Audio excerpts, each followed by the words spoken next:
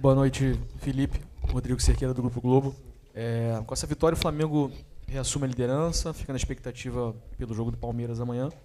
E eu queria abordar com você o próximo duelo contra o São Paulo, por ser um jogo tão grande também, só que ele vai ser realizado na Vila Belmiro. Você acha que isso, de certa forma, pode tirar um pouco o São Paulo da zona de conforto para não jogar no Morumbi?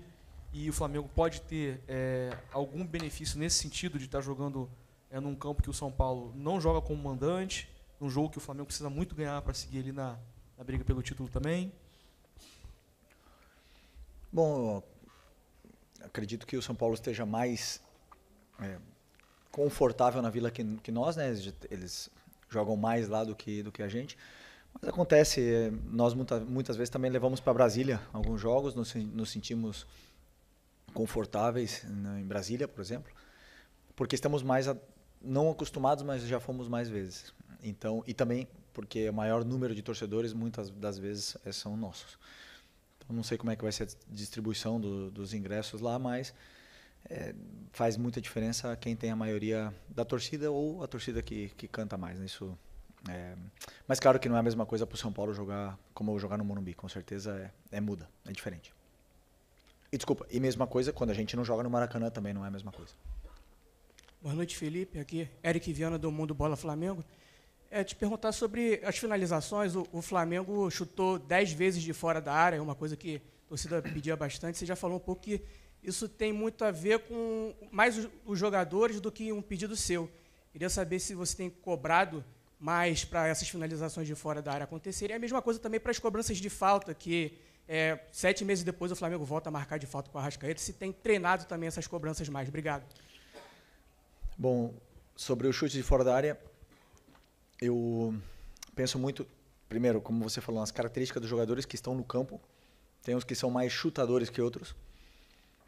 E principalmente os espaços que o adversário deixa para que você chute.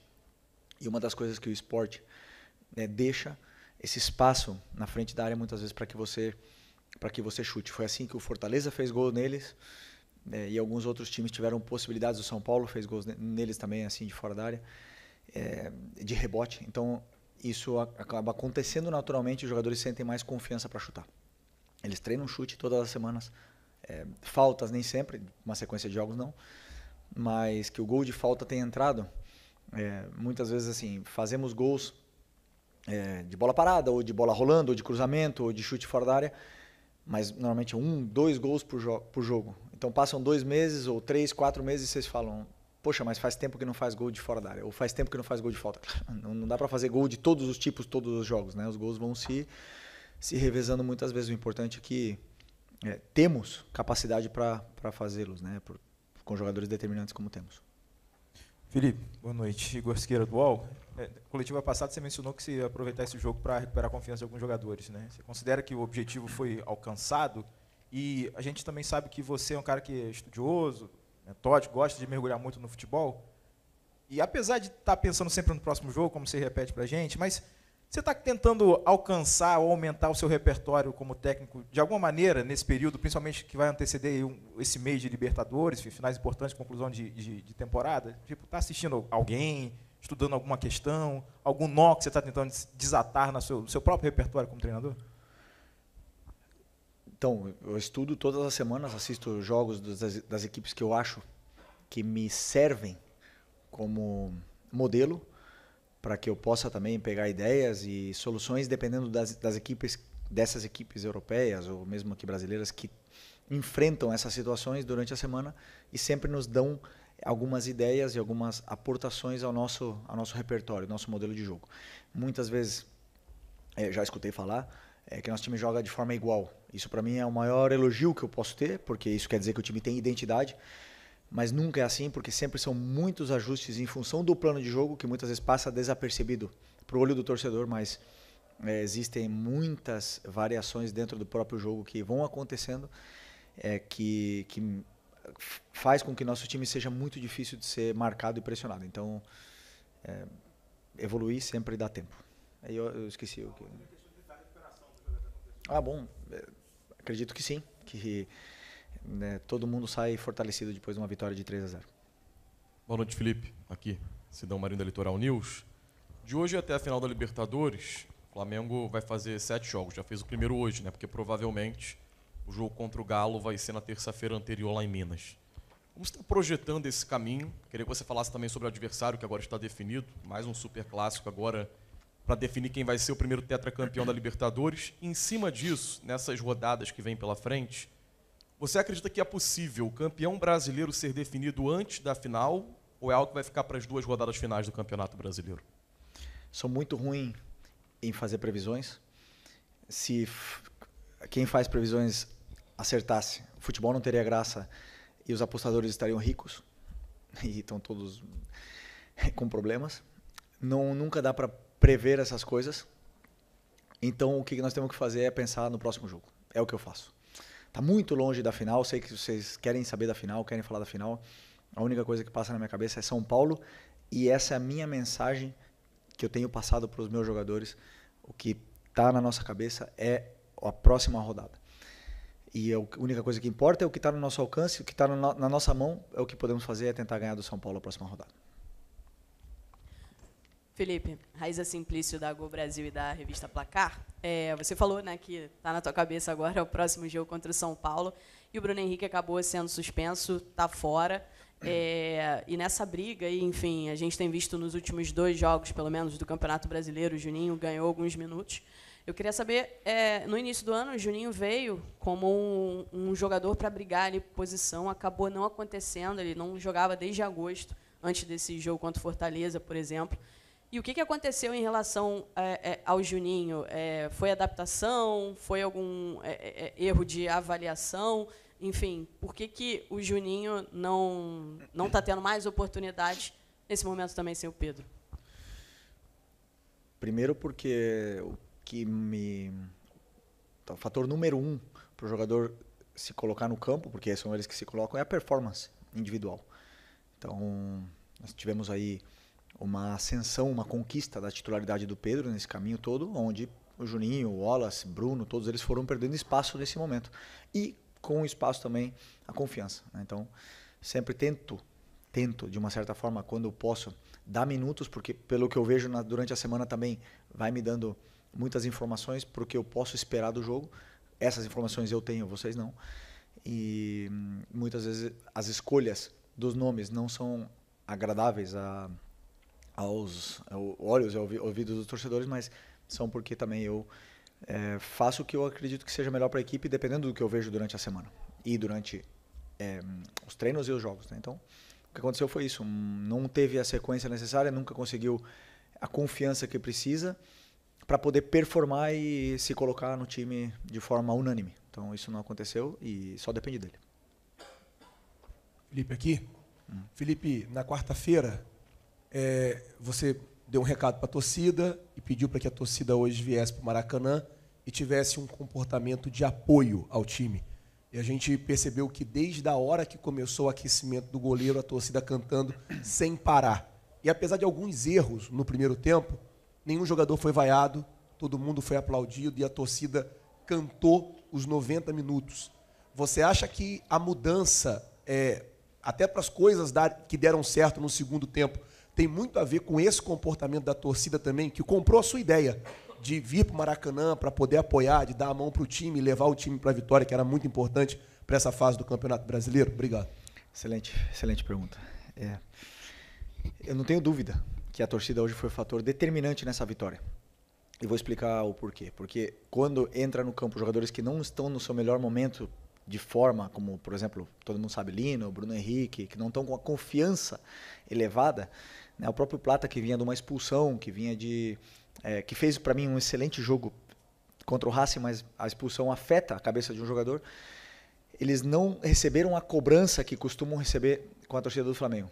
E isso é importante que a torcida saiba que eles foram determinantes, o torcedor, determinantes, na recuperação desses jogadores no decorrer do jogo. Porque eles vão tocando na bola, o Lino começou errando, a gente já sabia que ia acontecer isso, mas ele foi, conforme foi passando o tempo, ele foi recuperando bolas, foi defendendo, foi se encontrando melhor e foi voltando a ser o Lino.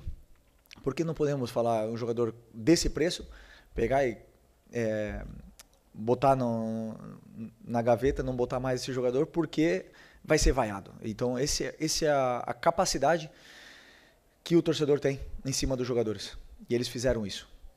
Então, conforme foram passando os minutos, os jogadores foram melhorando e acabaram fazendo gol. E acabaram fazendo, o Bruno Henrique, no caso, né? Acabou fazendo gol, acabou recuperando toda a confiança, o Lino acabou jogando muito bem e sendo muito importante até o final do jogo. E esse era meu objetivo. Como eu falei na outra coletiva, não quero nunca ensinar o torcedor a torcer. Cada um faz o que quer, mas gostaria que o torcedor entendesse a potência e a capacidade que tem na hora de mudar a performance de um jogador. Então eu estou muito feliz, primeiro também porque lotou 70 mil pessoas no Maracanã. Felipe, boa noite. Emanuele Ribeiro, do GE. Globo. Parabéns pela vitória. Você citou alguns jogadores aí que fizeram uma boa partida. Eu acho que o jogador que, na minha avaliação, foi muito bem hoje foi o De La Cruz, que volta a ser titular, né? Teve a lesão do Jorginho. Eu queria saber de você como que está o De La Cruz fisicamente. A gente sabe que ele teve alguns problemas ao longo da temporada e acabou que o Flamengo também contratou outras opções ali para o setor do meio-campo, aumentando a concorrência no meio ali. E o De La Cruz acabou perdendo um pouco de espaço, mas é um jogador que tem uma qualidade enorme, que hoje fez uma grande partida, aproveitando também como está o Jorginho, se tem algum prazo para o retorno dele. Obrigado. O Nico, como eu falei para vocês nas outras coletivas, na minha visão e pelo meu conhecimento, o Nico é um jogador que, com sequência de treinamentos, ele performa do nível de clube grande europeu. É um jogador muito diferente. Mas várias coisas foram acontecendo antes do Mundial, com a lesão dele do joelho, num sacrifício que ele estava fazendo, e depois ele perdeu essa capacidade de somar treinos. Depois ele teve uma sequência de jogos onde forçou ainda mais, depois entrou processo gripal no meio. Então foram vários detalhes que foram tirando ele desses minutos de treinamento, essa sequência, importante para a capacidade física dele, e ele acabou não tendo a sequência e nem podendo competir por posição. Mas o Nico, que todos conhecemos, com ritmo, bem treinado, é um jogador top. E hoje conseguiu voltar a somar minutos e se sentir bem dentro do campo, que é uma coisa importante para o jogador. E o Jorginho, nada muito grave, mas temos que ir com cautela. Felipe, tudo bem? Boa noite. Gabriel Orfão, canal Paparazzo Rubro Negro e Revista Placar.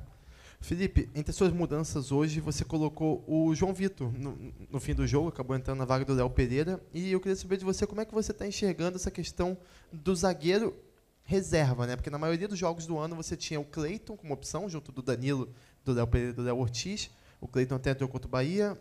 Hoje você coloca o João Vitor para jogar e recentemente você botou até o Iago na lista de relacionados. Como é que você está enxergando essa situação dos zagueiros da base, os zagueiros mais jovens, podendo ajudar mais aí na sua equipe? E como é que você avalia o jogo do João Vitor hoje? Teve até um lance que você aplaudiu ele quando ele acelerou um pouco o jogo. Obrigado. O João, todo mundo sabe que a qualidade e do carinho que eu tenho pelo futebol dele. Ele estava no Mundial Sub-20, por isso não estava presente no jogo contra o Bahia. E eu repito a mesma coisa que eu falei do Juninho. Para mim é performance, e do que eu vejo durante a semana. E o João não baixa um segundo. Então optei por dar minutos para ele nesse jogo de hoje, porque estamos com o Léo Ortiz com problemas no tornozelo. Fez também um sacrifício muito grande.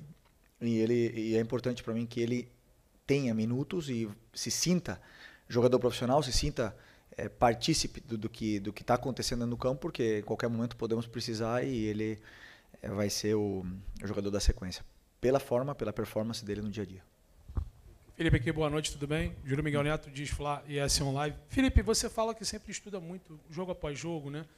Mas não tem como não perguntar essa situação do Pedro, porque o que passa para a imprensa e para a maioria do torcedor do Flamengo, que ainda é uma grande incógnita, né? Essa situação dele do antebraço, em relação à sua calcificação, e se ele vai estar apto ou não só para a final da Libertadores, mas tem jogos importantes no Brasileiro, tem um campeonato importante em curso, que é o Campeonato Brasileiro, e o Flamengo, nesse primeiro momento, se o Palmeiras não vencer amanhã, retoma a liderança. Eu queria perguntar para você em relação ao jogo de hoje, né? Você colocou o Bruno mais avançado. Já passa pela sua cabeça, você que é um cara estudioso, começar a avaliar a possibilidade de não ter o Pedro na Libertadores e ter essa peça-chave para o jogo contra a equipe do Palmeiras na Libertadores. Eu estou falando em relação à Libertadores, tem os outros jogos, mas já para ter uma base de caso você não ter o Pedro disponível. E o Plata? O Plata foi expulso. O Pedro, uma fratura óssea, eu não sou médico, né? Mas eu já quebrei as 2 pernas, eu já quebrei o braço, já quebrei a mão, tudo que é osso. São 6 semanas. Então, está muito, muito ajustado para o Pedro chegar nessa final. Mas também tendo em conta a recuperação tão acelerada que ele teve com o joelho, e acelerada não, tão perfeita, né, como ele teve com a do joelho, e ele é um homem de fé, todos acreditamos que ele possa sim conseguir essa proeza, né, mas sem colocar prazo, sem colocar nenhuma pressa no jogador. Ele primeiro é a saúde e que ele esteja bem recuperado para poder performar, que é o mais importante. E o Bruno hoje jogou onde ele jogou em 2019 praticamente o ano inteiro, com ele e o Gabi na frente, o Arrasca na ponta esquerda e o Ribeiro na direita. Essa, para mim, é a posição dele. Por mais que me digam o contrário, onde eu vejo ele poder fazer a diferença. Que ele chega bem na área, tem bom cabeceio, ataca bem espaço. E quando está com confiança e está bem, é um jogador... como é que eu poderia dizer? Ele e o Arrasca são lendas históricas do Flamengo e temos que agradecê-los. Felipe, boa noite. Bruno Castanha, de Papo Futebol Clube. Felipe, hoje o Flamengo teve mais um jogador expulso, né? Nos últimos jogos sempre vem rolando a expulsão, algumas justas, outras não. Mas eu queria saber do critério, né? Você, a sua opinião sobre a questão do critério ou a falta dele nos jogos, porque a gente vê às vezes jogadas semelhantes e aí não é expulso, no outro jogo é. No caso da expulsão do Everton, hoje da semana passada, do jogo do Palmeiras e Cruzeiro, o VAR chamou, o árbitro que não quis expulsar. Como é que fica também para o jogador, né, cada jogo, sem saber também qual o critério da arbitragem, o que vai fazer, o que pode fazer, o que não pode fazer? Obrigado. Foi justa a expulsão? Eu não vi o lance. Foi justa? Foi justa. Foi justa a expulsão. Tu não achou? Ok. Bom, o que eu escutei foi que reconheceram um erro no jogo do Palmeiras e se corrige. Nenhuma jogada é igual, mas começaram a aplicar e dali para frente. Então, entra nessa correção e o que eu tenho que fazer é tentar que meus jogadores também não sejam expulsos, né? No caso, o Everton foi sem nenhuma intenção de ser expulso. É um jogador que não é nada violento e uma pena que vamos perdê-lo para o próximo jogo também. Ok, Felipe, boa noite. Marcos Martins, aqui embaixo. Marcos Martins, do Canadá QCRN. Parabéns pela vitória. Você falou que muitas das vezes a escalação pode não agradar o torcedor, né? Eu queria te perguntar especificamente sobre o Matias Vinha. Você falou sobre performance individual, mas você também fala muito sobre a questão de adaptação ao sistema de jogo também, para cada jogo. Tem a questão física também de um jogador como o Vinha, que ficou muito tempo afastado dos gramados por uma lesão gravíssima. Como é que está a tua análise em cima do Vinha? Ele não vem recebendo tantas oportunidades, tanta minutagem. Como é que está a análise em cima dele? Está competindo por posição com o Ayrton. E nesse momento, para mim, tanto o Alex, que agora está jogando, o Alex, temos um cuidado muito especial com ele, está jogando de uma forma incrível. O Ayrton, sempre que joga, tem jogado muito bem, segundo aos meus olhos, né? Eu sei que parece que o Ayrton nunca joga bem, nunca para o torcedor, mas para mim, sim, faz tudo exatamente o que eu peço para ele fazer e cumpre toda a função que eu peço para ele desempenhar dentro do campo. E o Vinha está brigando pelo espaço dele, como você bem falou, vem de uma lesão muito séria, se esforçou muito para estar nesse momento, eu sei disso, e hoje eu tinha pensamento em dar minutos para ele também, mas a saída do Carrascal no começo do jogo e as circunstâncias que foram acontecendo no jogo, acabou que optei por continuar com ele até o final. Mas é um jogador que eu tenho em conta e que sempre é importante para a gente e que assim que precisar, eu sei que ele vai estar pronto. Felipe, aqui, Natália Brasil, da Rádio Roquete. Eu sei que a gente está falando do brasileiro, você já falou que falta muito até o jogo da final, mas eu queria te fazer uma pergunta. Se você assistiu o jogo do rival e se fazia diferença para você ser um ou outro do que foi. O Palmeiras tinha um placar muito grande para fazer, havia possibilidade da LDU ser a finalista. Eu queria saber esse aspecto pessoal seu, se fazia diferença quem está lá do outro lado. Assisti. Como eu falei para vocês, sem âmbito tático, só seguindo a bola, para descansar bem a cabeça. E o Palmeiras passou de forma merecida. Estão os 2 melhores da América do Sul fazendo talvez a maior final da história da Libertadores. E é isso. É maravilhoso que podemos ter essa oportunidade de estar vivendo esse momento. É um privilégio muito grande estar vivendo esse momento. Então vamos desfrutar. Nós, Flamengo e Palmeiras, com certeza vamos desfrutar desse momento único que é jogar uma final de Libertadores nesse nível. Bebi. Boa noite, Felipe. Léo José do Coluna do Fla. Na rodada passada e nessa rodada, o Flamengo jogou antes do Palmeiras. E nas próximas 3 rodadas, o Flamengo também vai jogar antes do Palmeiras no Campeonato Brasileiro. Alguns técnicos já disseram publicamente que preferem jogar depois, porque já sabem mais ou menos do resultado do adversário. E outros também já disseram que preferem jogar antes, porque entram sem pressão no jogo. Como que é o pensamento do Felipe Luiz com o Flamengo jogando antes do maior concorrente pelo título do Campeonato Brasileiro, pelo menos nessas 5 rodadas aí, as 2 uma passada, essa e as próximas 3? Não tinha pensado nisso, mas o que eu me preocupo muito é pelo tempo de recuperação entre jogo e jogo. Por exemplo, como eu falei para vocês, nós tivemos 3 dias para preparar o jogo do Botafogo até o Racing em casa. E isso para mim foi muito ruim, mesmo sendo antes do Palmeiras. Porque para mim o jogo do Botafogo tinha que ter sido no sábado, para eu ter 4 dias para preparar o jogo do Racing. E aí o Palmeiras também teria jogado no sábado, né? Mas não aconteceu dessa forma. E isso é a única coisa que me preocupa, que agora, por exemplo, nós vamos ter 4 dias para preparar o jogo do São Paulo, e isso já é um tempo razoável de preparação. Dá tempo de treinar, porque enquanto nós, contra Fortaleza, tivemos 2 dias, o Fortaleza treinou a semana inteira. O Vasco, nós treinamos 2 dias, ou nem treinamos, recuperação, o Vasco teve a semana inteira. E foram vários jogos assim. E se me dão 2 dias só de recuperação, é muito difícil. Então eu sempre me preocupo por ter essa diferença entre agora sábado e quarta. Aí ok, aí eu não tenho o que reclamar. Mas quando são 3 dias, realmente é apertado até a nível de fadiga mental, tática mesmo, para poder ajudar os jogadores. Qual?